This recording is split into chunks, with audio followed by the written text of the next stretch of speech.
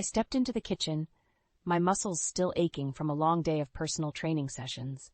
The aroma of roasted chicken filled the air, but the tension was even thicker. Evelyn, my mother-in-law, stood at the stove, her back rigid as she stirred a pot with unnecessary force. "Jenna, dear," she said without turning around, her voice dripping with false sweetness. "I hope you're not too tired to set the table. Eli works so hard, you know." I bit back a retort. "Of course, Evelyn. Happy to help." As I reached for the plates, Evelyn sked. "Not those, dear. The good china. We're not savages, after all." I closed my eyes, counting to 10 before responding. "Right, the good china for a Wednesday night dinner." The front door opened, and Eli's voice called out, "I'm home!" "In here, darling," Evelyn chirped, her entire demeanor changing as her son entered the kitchen. Eli kissed his mother's cheek, then turned to me with a smile that didn't quite reach his eyes. "Hey, babe, how was your day?" Before I could answer, Evelyn interjected, "Oh, Eli, you must be exhausted. Sit down, let me get you a drink." I watched as my husband allowed himself to be fussed over, sinking into a chair at the table I'd just set. "Actually," I said, "I had a great day. I signed on 3 new clients and—" "That's nice, dear," Evelyn interrupted, placing a glass of whiskey in front of Eli. "But let's not bore Eli with talk of your little job. He's had such a long day at the office." Eli took a long sip of his drink, not meeting my eyes. I felt my jaw clench but forced a smile. "You're right, Evelyn. Eli, how was your day?" As Eli launched into a story about a big sale he'd closed, I busied myself helping Evelyn bring the food to the table. Just as we sat down to eat, Evelyn's phone buzzed. "Oh, excuse me," she said, glancing at the screen. "I need to take this. Start without me, dears." She stepped into the hallway, her voice dropping to a whisper. I couldn't make out most of what she was saying, but one phrase came through clear as day. "That gold digger thinks she's fooling us all." My fork clattered against my plate.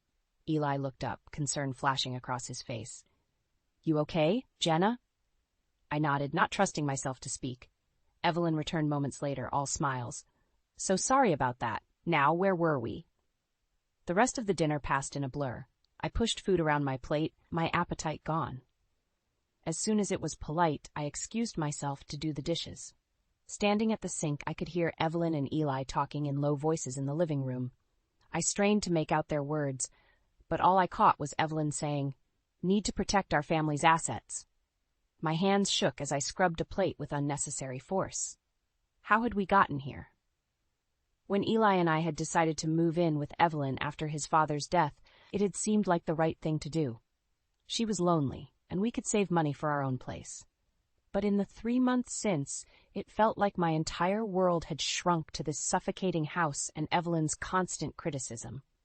I took a deep breath, trying to center myself. I wouldn't let Evelyn's words get to me. I wouldn't let her drive a wedge between Eli and me. We were a team, weren't we? As I dried my hands, I made a decision. I would talk to Eli tonight, lay everything out in the open. We'd find a way to make this work, to keep our family together, despite Evelyn's interference. But when I walked into our bedroom later that night, Eli was already asleep, his back turned to my side of the bed. I stood there for a long moment, watching the rise and fall of his breathing, feeling more alone than ever. Tomorrow, I promised myself, we'd talk tomorrow, and somehow we'd find a way through this. We had to. I stared at the credit card statement in disbelief, my hands shaking. "Eli, what is this?" I asked, my voice barely above a whisper. He glanced up from his phone, looking annoyed. "What's what?" I thrust the paper at him. "This! A $5,000 watch? Designer suits? Eli, we can't afford this." He shrugged, turning back to his phone. "Relax, Jenna. I got a big commission last month. We're fine." "We're not fine," I insisted, feeling my frustration mount. "We're living with your mother because we're supposed to be saving money, remember?" Eli's eyes flashed. "Maybe if you contributed more to our finances, we wouldn't have to worry so much." The words hit me like a slap. "Excuse me, I work just as hard as you do." "Please," he scoffed. "Playing gym teacher to bored housewives isn't exactly bringing in the big bucks, is it?" Before I could respond, Evelyn glided into the room. "Is everything all right, dears?" I heard raised voices. Eli's demeanor changed instantly. "Everything's fine, Mom. Jenna's just a little stressed about money." Evelyn's eyes narrowed. "Oh, I thought you two were doing so well. Eli's been working so hard." I bit my tongue, knowing anything I said would be twisted. It's nothing, Evelyn. Just a misunderstanding. She patted my arm condescendingly. Don't worry, dear. I'm sure Eli will take care of everything. He always does. As she left, I turned back to Eli. We need to talk about this. Seriously. He stood up, grabbing his keys. Not now, Jenna. I'm meeting the guys for drinks. Drinks? I sputtered. After what I just showed you? He was already halfway out the door. We'll talk later, okay? The front door slammed, leaving me alone with my anger and frustration. I paced the living room, trying to calm down. This wasn't like Eli. He'd always been responsible with money before. What had changed?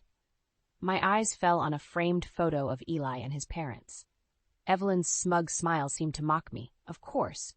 She'd been pushing Eli to live up to his potential ever since we moved in. Apparently, that meant spending money we didn't have. The next morning, I cornered Eli before he left for work.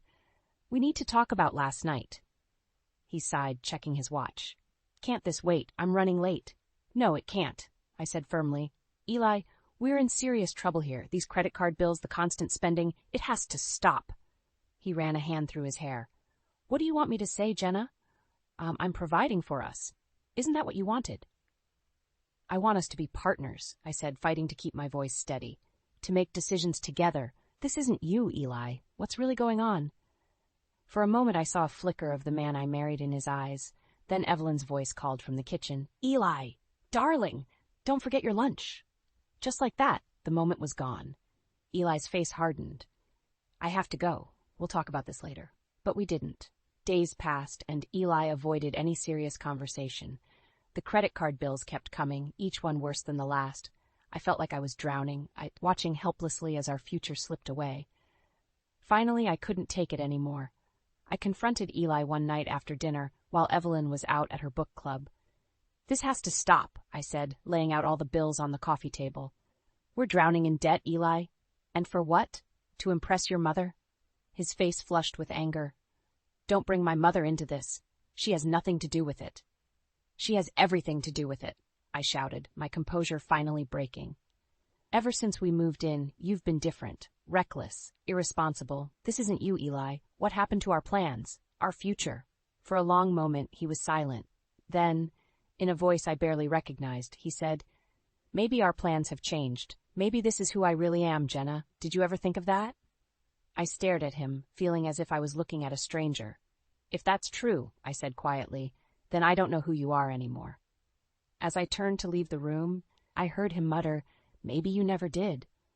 I paused in the doorway, my heart breaking. How had we come to this? And more importantly, where do we go from here? I took a deep breath, steeling myself before knocking on Evelyn's bedroom door. It was time to address this mess head-on. Come in, she called, her voice syrupy sweet. I stepped inside, finding Evelyn at her vanity, applying lipstick with practiced precision. Evelyn, we need to talk about the family finances. She raised an eyebrow, meeting my eyes in the mirror. Oh? And what would you know about our family finances, dear? I bit back a retort, reminding myself to stay calm. I've seen the credit card statements, Evelyn. The spending is out of control. We need to rein it in before. We? She interrupted, swiveling to face me. There is no we when it comes to this family's money, Jenna. That's between Eli and me. I'm Eli's wife, I said, my voice rising despite my best efforts. His finances are my finances. Evelyn's laugh was cold and brittle. Oh, you'd like that, wouldn't you, to get your hands on our family's hard-earned money? That's not what this is about, I insisted. We're drowning in debt, Evelyn. Can't you see that? She stood, her eyes flashing with anger. What I see is a gold digger trying to control my son. Eli knows what he's doing. He's a Bradshaw, after all. Being a Bradshaw doesn't make him immune to financial ruin, I shouted, my composure finally breaking. Evelyn's hand connected with my cheek before I could react. The slap echoed in the sudden silence. How dare you, she hissed. Get out of my room! Get out of my house! I stumbled backward, my hand on my stinging cheek. This is my house too, I said, but my voice sounded weak even to my own ears. Evelyn advanced on me, her face twisted with rage. This will never be your house. You'll never be a true Bradshaw. Eli will see that soon enough. I fled the room, slamming the door behind me. My heart raced as I leaned against the wall, trying to catch my breath. This was worse than I'd imagined. How had things spiraled so far out of control? That night, I lay awake long after Eli had fallen asleep. His soft snores felt like a betrayal. How could he sleep so peacefully while our world was crumbling? The next morning, I made a decision. If Eli and Evelyn wouldn't listen to reason, I'd have to take matters into my own hands. I made an appointment with a financial advisor, gathering every scrap of financial information I could find. As I sat in the sleek office, laying out our dire situation, I felt a glimmer of hope for the first time in weeks. "Mrs. Bradshaw," the advisor said, her face grave, "I won't sugarcoat this. Your financial situation is precarious at best." I nodded, unsurprised. "What can we do?" She outlined a strict budget, debt consolidation plans, and potential lifestyle changes. It wouldn't be easy, but it was a path forward. Armed with this information, I returned home, ready to confront Eli and Evelyn once and for all. But as I walked through the front door, I froze. Eli and Evelyn sat in the living room, their faces somber. Between them on the coffee table lay a stack of papers. "Jenna," Eli said, his voice oddly flat, "we need to talk." Evelyn's smile was triumphant as she pushed the papers towards me. "It's time to face facts, dear. This marriage isn't working." My hands shook as I picked up the top sheet. Divorce papers, already signed by Eli. I looked at my husband, searching for any sign of the man I'd married. "Eli, what is this?" He couldn't meet my eyes. "I'm sorry, Jenna. Mom's right. This just isn't working anymore." The world seemed to tilt on its axis. I gripped the back of a chair to steady myself. "You're choosing her over me? Over us?" Eli's silence was all the answer I needed. Evelyn stood, placing a hand on Eli's shoulder. "It's for the best, dear. You'll see that in time." I stared at them, this united front against me. In that moment, something inside me hardened. "You want a divorce?" I said, my voice steady despite the turmoil inside. "Fine, you'll get one. But don't think for a second this is over." I turned and walked out, leaving them stunned in my wake. As I closed the door behind me, I felt a strange mix of despair and determination. This wasn't the end, it was just the beginning of a new chapter, one where I'd fight for myself, and only myself. I sat at the kitchen table, staring at the divorce papers before me. The house was eerily quiet. Eli had left for work, and Evelyn was at her weekly bridge game. It was just me and this stack of papers that represented the end of my marriage. My hand trembled as I picked up the pen. Was I really going to do this? Sign away 5 years of my life without a fight? A memory flashed through my mind. Eli and me on our wedding day, full of hope and dreams for our future. What had happened to those two people? The front door opened, startling me. Eli walked in, his tie loosened and his hair disheveled. "Jenna," he said, his voice hoarse. "We need to talk." I gestured to the papers. "I think everything's been said, don't you?" He sat across from me, his eyes red-rimmed. "I'm sorry, I never meant for things to get this bad." "Then why did you sign these?" I asked, my voice cracking despite my efforts to stay calm.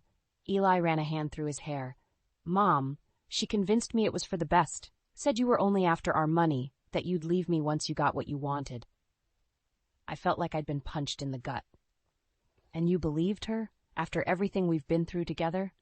"I don't know what to believe anymore," he admitted, "but I do know I still love you, Jenna." For a moment, hope fluttered in my chest. Then I remembered the cold calculation in Evelyn's eyes when she handed me these papers. "If you love me, why didn't you stand up to your mother? Why didn't you fight for us?" Eli's silence was deafening. I stood up, suddenly furious. "You know what? I'm done. I'm done being the only one fighting for this marriage. I'm done being treated like an intruder in my own home." I grabbed the pen and scrawled my signature across the bottom of the divorce papers. "There. You're free now, Eli. Free to be the son your mother always wanted." Eli's face crumpled. "Jenna, please. We can work this out." But I was beyond listening. I stormed upstairs and started throwing clothes into a suitcase. Eli followed, pleading with me to stay, to talk things through.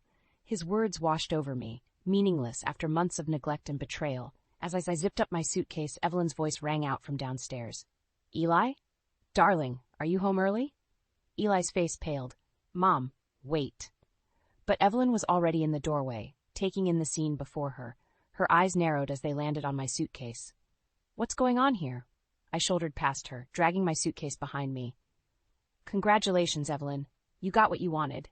I'm leaving." Evelyn's triumphant smile made my blood boil. "It's for the best, dear, you'll see that in time." I whirled to face her. "No, Evelyn. What I see is a bitter, manipulative woman who can't stand the thought of her son having a life outside of her control. And you," I turned to Eli, who looked shell-shocked. "You're so weak you can't even stand up to your own mother." Evelyn gasped. "How dare you?" "No, how dare you?" I interrupted. "You've torn apart a marriage because of your own insecurities. I hope you're happy together." I stormed down the stairs, my heart pounding. As I reached for the front door, Eli's hand caught my arm. "Jenna, please," he begged. "Don't go, we can fix this." I looked into his eyes, searching for the man I'd fallen in love with, but all I saw was a reflection of Evelyn's manipulations. "It's too late, Eli," I said softly. "You made your choice. Now I'm making mine." I pulled away from him and walked out the door, leaving behind the suffocating world of the Bradshaws. As I threw my suitcase into the trunk of my car, a strange sense of calm washed over me. This wasn't the end. It was a new beginning. And for the first time in months, I felt like I could breathe again. As I drove away, I made a silent vow to myself. I would rebuild my life on my terms, and I would never again let anyone make me feel small or unworthy. The road ahead was uncertain, but one thing was clear. I was finally free.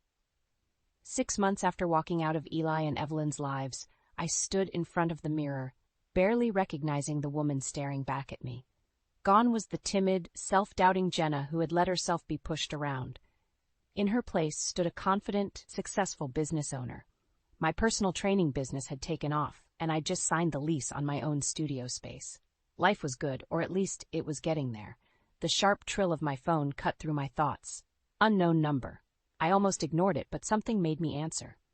"Jenna?" Eli's voice, ragged and desperate, filled the line. "I need your help." I gripped the phone tighter. "Eli, what's wrong?" "Everything," he choked out. "The business, it's gone." "I'm in trouble, Jenna, serious trouble." My heart raced. Despite everything, a part of me still cared. What kind of trouble? Financial, legal. I made some bad decisions. Mom's furious. She's cut me off completely. I closed my eyes, fighting the urge to rush to his rescue. "I'm sorry to hear that, Eli, but I don't see how I can help." "Please," he begged. "Just, can we meet? I need to explain in person." Against my better judgment, I agreed. An hour later, I sat across from Eli in a quiet cafe. He looked terrible, unshaven, dark circles under his eyes, his designer clothes rumpled and stained. "I messed up, Jenna," he said, his voice barely above a whisper. "After you left, I threw myself into work, made some risky investments, used company money to cover personal debts. I felt sick. How bad is it?" "Bad enough that I might go to jail." He reached across the table, grabbing my hand. "I need money, Jenna, to pay back what I took, to hire a good lawyer. You're the only one I can turn to." I pulled my hand away, shock turning to anger. "You're unbelievable, you know that? You throw me away like I'm nothing, and now you want me to bail you out?" "I know I don't deserve it," he said, tears in his eyes. "But I'm desperate. Mom won't help. She says I've brought shame on the family name." A bitter laugh escaped me. "And what about me, Eli? What about the shame and humiliation you put me through?" He hung his head. "I'm sorry. I was weak. I let Mom manipulate me. I see that now." For a moment, I felt a flicker of sympathy. Then I remembered the coldness in his eyes when he'd handed me those divorce papers. "No," I said, my voice firm. "I won't help you, Eli. You made your choices. Now you have to live with them." I stood to leave, but his next words stopped me cold. "If you don't help me, I'll have to drag you into this," he said, desperation making his voice ugly. "We were still married when some of this happened. You could be implicated too." I stared at him, disbelief turning to fury. "Are you threatening me?" He backpedaled quickly. "No. I don't know what else to do." In that moment, I saw Eli clearly for the first time. Not as the charming man I'd fallen in love with or the weak-willed son Evelyn had molded, but as a desperate, cornered animal willing to do anything to save himself. "Goodbye, Eli," I said, my voice cold. "Don't contact me again." As I walked out of the cafe, my phone buzzed with a text. It was from my lawyer, confirming our appointment to discuss finalizing the divorce. I took a deep breath, squaring my shoulders. I'd worked too hard to let Eli drag me back to his mess. It was time to cut all ties, once and for all. But as I drove home, doubt crept in. What if Eli wasn't bluffing? Could I really be implicated in his financial misdeeds? And more importantly, was I strong enough to stand my ground if he came after me? I gripped the steering wheel tighter, determination setting in. I'd fought too hard for my independence to give it up now. Whatever Eli threw at me, I'd face it head on. It was time to show the Bradshaws and myself just how strong I'd become. I stood outside the imposing Bradshaw mansion, my heart pounding.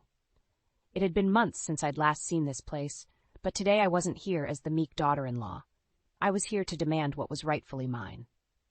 Taking a deep breath, I rang the doorbell. Moments later, Evelyn answered, her eyes widening in surprise. "Jenna, what are you doing here?"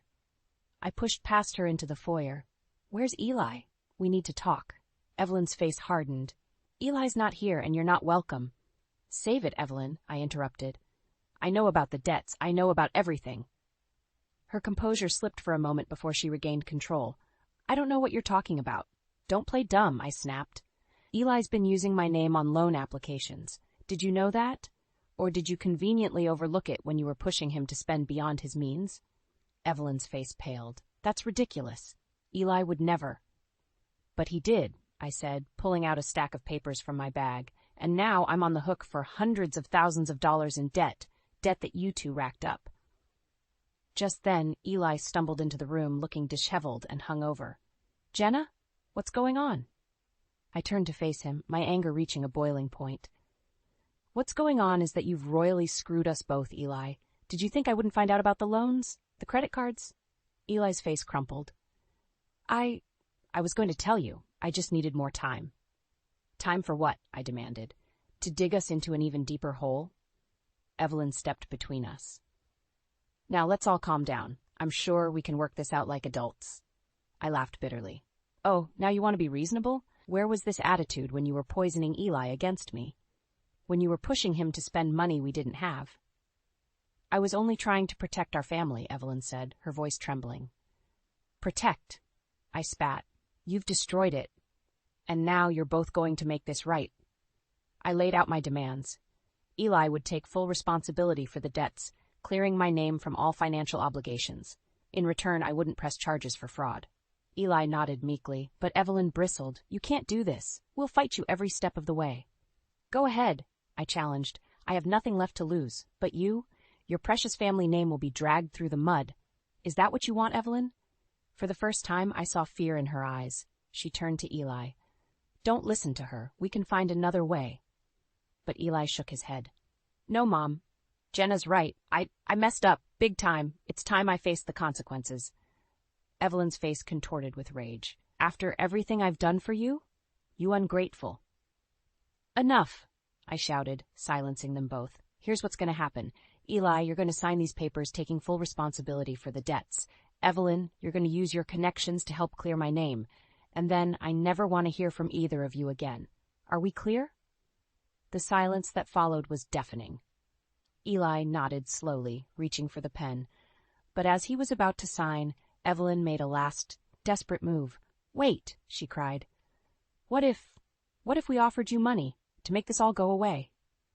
I stared at her, disbelief turning to disgust. "You still don't get it, do you? This isn't about money. It's about doing what's right." With shaking hands, Eli signed the papers. As I gathered them up, I felt a weight lift from my shoulders. But the battle wasn't over yet.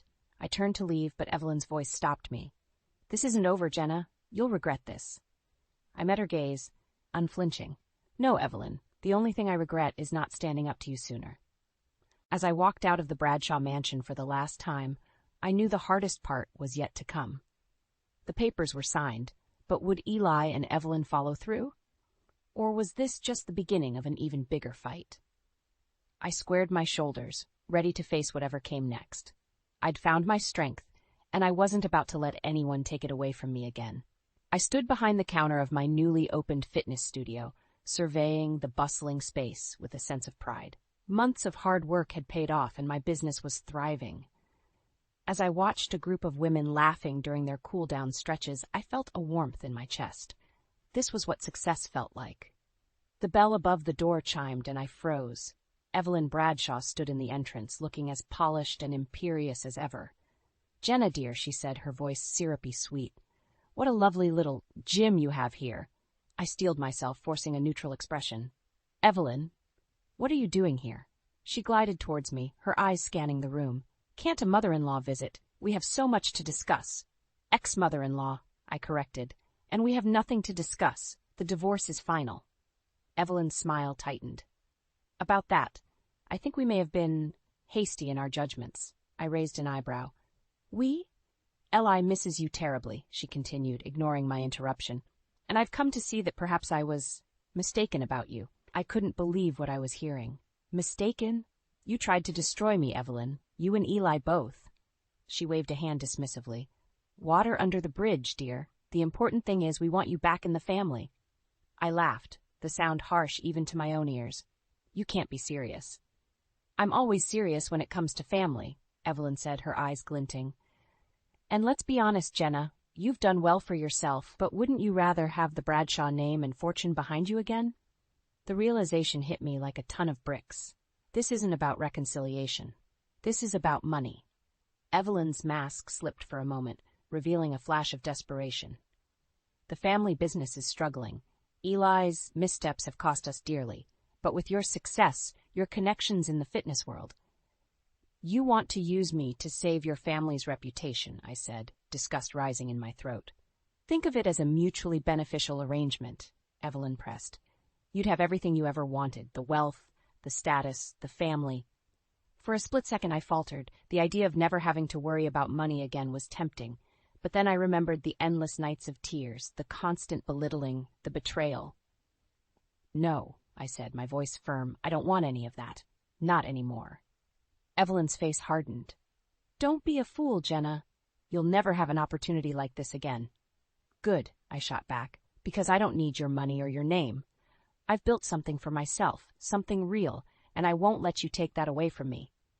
She leaned in close, her voice dropping to a hiss. You ungrateful little gold digger. You think you can turn your back on the Bradshaws? We made you. I stood my ground, meeting her gaze. No, Evelyn, you tried to break me, but I remade myself. The bell chimed again, and Eli walked in, looking sheepish. Mom, what's going on? I turned to him, my resolve strengthening. Your mother was just leaving, and so are you. Eli's face fell. Jenna, please, we can work this out. I've changed, I swear. It's too late, I said, my voice steady. I've moved on, and it's time you both did too. Evelyn grabbed Eli's arm, her face a mask of fury. Come, Eli, we don't need her. We'll find another way. As they stormed out, I felt a weight lift from my shoulders. I'd faced my demons and come out stronger. But as I turned back to my studio, a nagging doubt crept in. Would the Bradshaws really let this go? Or was this just the calm before an even bigger storm? I shook off the thought, focusing on the women still working out, oblivious to the drama that had just unfolded. Whatever came next, I was ready. I'd fought too hard for my independence to let anyone take it away now. As I rejoined my class, guiding them through their final stretches, I felt a sense of peace wash over me. For the first time in years, I was truly free. And no amount of money or status could ever compare to that feeling. I sat in my doctor's office, staring at the ultrasound image in my hands. Pregnant. The word echoed in my mind, filling me with a mixture of joy and trepidation. As I walked out into the bright sunlight, my phone buzzed with a news alert. Bradshaw family empire crumbles. CEO Eli Bradshaw arrested for fraud. My heart raced as I clicked on the article. There, in stark black and white, was the story of Eli and Evelyn's downfall. The family business had collapsed under the weight of Eli's mismanagement and fraudulent activities. Evelyn, it seemed, had suffered a stress-induced stroke and was now in a long-term care facility. A part of me felt a twisted satisfaction. Wasn't this what I had wanted? To see them suffer as I had? But as I placed a hand on my still flat stomach, I felt a wave of sadness wash over me. This wasn't justice. It was tragedy. My phone rang, startling me. It was Eli. Jenna. His voice was broken, desperate. I know I have no right to ask, but I need help. Mom's medical bills, the legal fees. I don't know what to do. I closed my eyes, torn between compassion and self-preservation. I'm sorry, Eli, but I can't get involved, not anymore. Please, he begged. You're the only one who ever truly cared about us, about me. The old Jenna would have caved, would have rushed to his rescue, but I wasn't that woman anymore. No, Eli, I said firmly. You're right, I did care, but you and Evelyn threw that away. I've moved on, and it's time you did too. As I ended the call, I felt a weight lift from my shoulders. For so long I had carried the burden of their expectations, their judgments, but now I was free. I walked to the park near my apartment, settling on a bench to watch children play. My hand rested on my stomach, and I thought about the future stretching out before me, a future I had built for myself, brick by brick. Is this seat taken? I looked up to see Mark, my neighbor and friend, smiling down at me. Over the past few months, he had become a constant source of support and laughter in my life. It's all yours, I said, patting the spot next to me. As he sat down, I felt a flutter in my chest that had nothing to do with morning sickness. Mark, I have something to tell you. His eyes met mine, warm and understanding. I'm listening. Taking a deep breath, I shared my news. To my surprise and delight, his face lit up with joy. Jenna, that's wonderful, he exclaimed, taking my hand in his. I know we haven't talked about us, about where this is going, but I want you to know I'm here for you, for both of you if you'll have me. Tears welled up in my eyes as I squeezed his hand. I'd like that, very much. As we sat there planning and dreaming, I thought about the journey that had brought me to this moment. The pain, the betrayal, the struggle to find myself again. But also the strength I had discovered, the resilience I had built. The Bradshaws' world might have crumbled, but mine was just beginning to bloom. And as I looked at Mark, at the future we might build together, I realized that true wealth had nothing to do with money or status. It was about love, trust, and the family we choose for ourselves. My phone buzzed again. Another news alert about the Bradshaws' downfall. But this time, I ignored it. Their story was no longer mine to carry. I had my own story to write now, a new chapter filled with hope and possibility. As Mark and I left the park hand in hand, I felt a sense of peace wash over me. The past was behind me, and the future, full of promise, lay ahead. Whatever challenges came next, I knew I had the strength to face them. Not as Jenna Bradshaw, the scorned wife, but as Jenna, the woman who had reclaimed her life and found her own path to happiness. And that, I realized, was the sweetest revenge of all.